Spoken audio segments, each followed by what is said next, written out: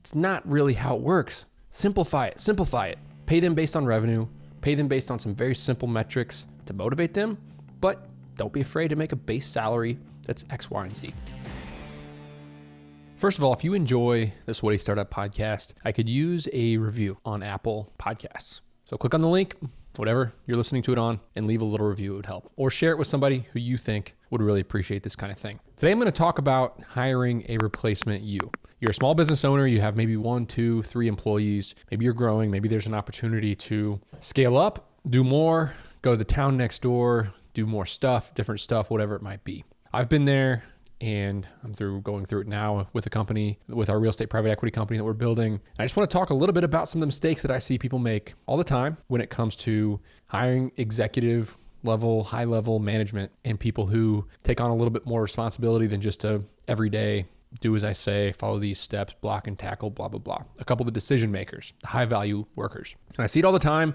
I made the mistake back in 2012. We were growing fast. Actually, it was 2013. We had just had a big year. We knew we needed more management superpower. So the first thing we wanted to do was bring on somebody for equity, pay them a percentage of profits, have vesting equity over time, this really complex payment structure system. And we did it and it didn't work.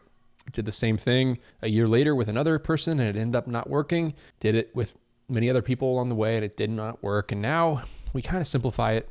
And we let folks grow into the roles that they are coming on board for. First of all, how do we find these people? It's almost always people that I know. There is a way to hire off of candidates' resumes, but it's almost always a friend or somebody that I know, that I've talked to, that I know how they talk about business. I know how they think about business. I know kind of what leads to the competency. I know if they're in a situation at a job that they don't necessarily like, and I can get comfortable figuring out if they're going to be a good fit. Made that hire recently in the real estate private equity company. And I also made that hire as a mistake a couple times early on. And I'm also going to tell a story on this podcast of a person that I did some consulting for, got on the horn with. Obviously, they'll remain anonymous, but they were working to hire somebody to take over their business. They have a small business, an agency doing several $1 million a year, a ton of opportunity.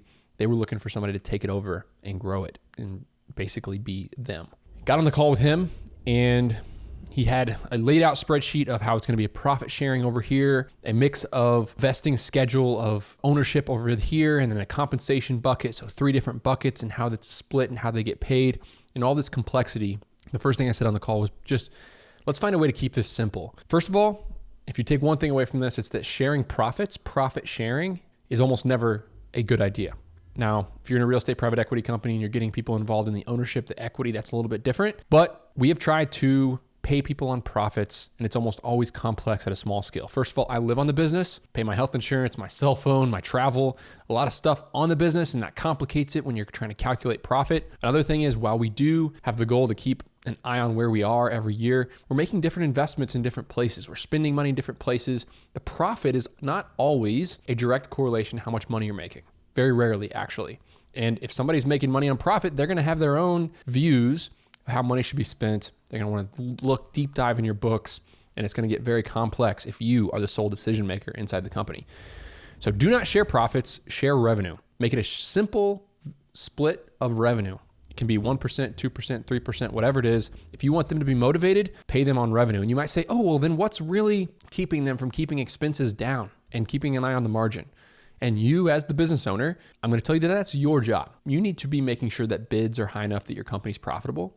You need to make sure that you have a thumb and a bead on what's being spent and what's not. It's not that person's job to replace you to keep an eye on profitability. Now, if they're the CFO of your company and that's part of their job description, okay. But most people, their job is to get in, their job is to sell, their job is to grow, and revenue is an excellent metric to how well that's going. So if you're going to compensate them, it's also much simpler. You can look at it on a quarterly basis, monthly basis. How much money did we bring in last month? Not, ooh, what bills did we need to pay? When did they hit? What's our exact profitability at this given time? You don't have a lot of pressure to get the books done on a certain day every month. You can make payments on revenue. And I also like phantom ownership, meaning if we sell this company, you can get X percentage of the sale price. That's what we did with a compensation structure that actually really worked for us. Is somebody came on to manage my student storage company late in the process, around 2016, a couple years before we sold the company. We came right in to him and said, okay, look, our goal is to grow this company and we eventually want to sell it. First of all, I started as an hourly employee. Then he was a manager. Then when we knew he had what it takes, we made the deal with him to give him phantom ownership, meaning if we sell the company, you get X percent. In this case, it was 5%. You don't get any profit every month. You do get a percentage of revenue as a bonus every quarter. That was part of the deal. But it's very simple. If we sell the company for $1 million, you get a $50,000 bonus. If we sell it for $2 million, you get a $100,000 bonus. Ended up right before the sale bumping that because he was doing so well. And it just made sense. He asked for a little bit more as we prepped for a sale, and we said yes. But it was a very simple way to do it. So I would say that a conversation around the goals of that person needs to take place. Okay, is it going to be mostly revenue oriented? Are you going to be heavily tied to how much revenue the company's doing? Or do you want a base salary? What's your goal? Are you an entrepreneur or are you an employee? Many entrepreneurs who are trying to hire a replacement them really make the mistake of thinking that everybody who wants to come in and work for them is an entrepreneur at heart. And they want to be fully compensated based on how they do. They want to align incentives. It's not really how it works. Simplify it. Pay them based on revenue. Pay them based on some very simple metrics to motivate them. But don't be afraid to make a base salary that's X, Y, and Z. Now, for the phantom ownership. Now, if your goal is to sell your company, you need to communicate that right off the bat. And that's where this phantom ownership can be exciting for them. Our goal is to build this thing up and sell it 2 to 3 years from now. Communicate that. Talk about your long-term vision. Or if your goal is to keep it to be a cash cow and an asset for you, then make a large chunk of their payment towards on a revenue-based commission structure so that they are tied to the performance. And as the company grows, they make more money. And I'll say that there is nothing at all wrong with recruiting somebody to come on board on a very simple base salary. We're going to have a conversation in 6 months kind of deal. I've very often made an offer letter so complex. Profit here, phantom ownership there. You get this percentage of the company. You get this percentage of profit, this percentage of revenue, this percentage of equity. This is a base salary. Simplify it. Say, okay, you're going to come on and we're going to pay you X every 2 weeks. And then we're going to talk. If it goes really well, we can do more. If it's not going well, you can leave at any time. Keeping it very simple is the goal. So next time you are trying to hire a replacement you, or you're trying to hire a manager, or you're trying to hire a higher level executive, my advice to you is going to be the exact advice that I had to the person who was trying to hire a replacement to them who was running their company. Simplify it. Cut them in on a percentage of revenue, pay it monthly or quarterly as a bonus, and give them a base salary. Don't worry about phantom equity. Don't worry about all this other stuff about a vesting schedule. Simply make it so that they get paid based on some key metrics.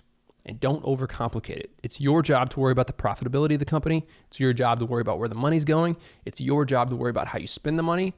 It's their job to grow the company. It's their job to make sure the revenue is increasing. And it's their job to make sure that they're managing everything that's happening. So give yourself an out as well. 6 months, we're going to talk. It might not be working out. And in the first 6 weeks of this job, at any point, you can leave. This is a trial run. I'm going to under promise, over deliver.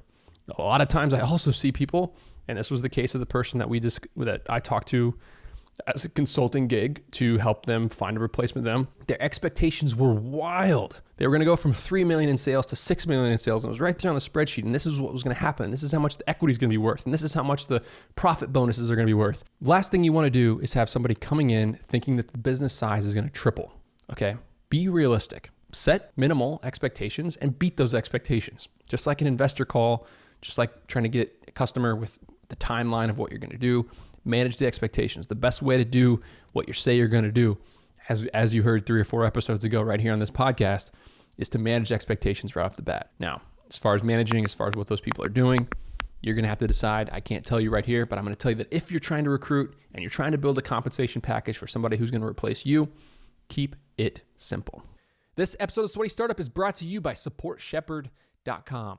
SHEPHERD. They are a full-service headhunting agency in the Philippines to help you find talent for your service business at 20% of the cost of U.S. equivalents. I've hired 8 employees through Support Shepherd. I cannot speak highly enough about how it is revolutionizing my business. This company finds you candidates. They background check them. They do personality tests. They make sure they're a good fit based on your job description. They set up the interviews, and they even help you with the employment contract when you're ready to make the hire. I cannot recommend them enough. Check out SupportShepherd.com to learn more.